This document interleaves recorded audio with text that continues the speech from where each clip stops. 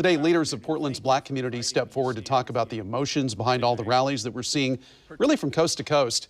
The protests began, of course, after the death of George Floyd, a black man killed by a police officer in Minneapolis. Leaders say that there has been too long the pain, fear, and frustration in the black community, and all that needs to be addressed. Fox 12's Simon Gutierrez is live in the Albina neighborhood now, the historical heart of Portland's black community, with what they had to say today. Simon? They say the last couple of days have been very hard for them personally, and of course hard for other members of their community as well. They say the reaction so far to George Floyd's death has been understandable and expected, but also unproductive when taken to extremes.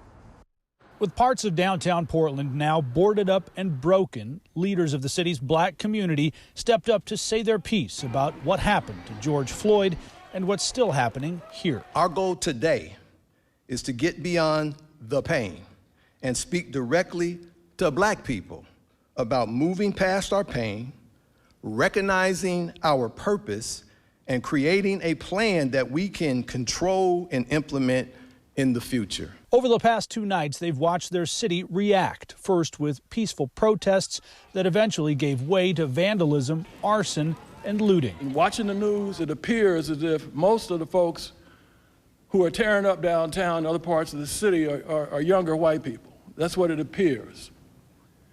I'm not sure of the motivation. If somehow you think that tearing up is going to help black people, you are sadly mistaken. Please don't think that you are doing us any favors by tearing stuff up. The pain caused by George Floyd's death at the hands of a Minnesota police officer, they say, is compounded by a painful history of race relations and inequity here in Portland.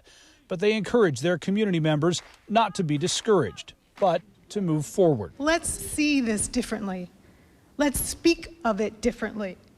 Because broken windows may be factual, but they are not the whole truth. We do not need to seek the light. We are the light. March toward justice, young people, and the rest of us will follow.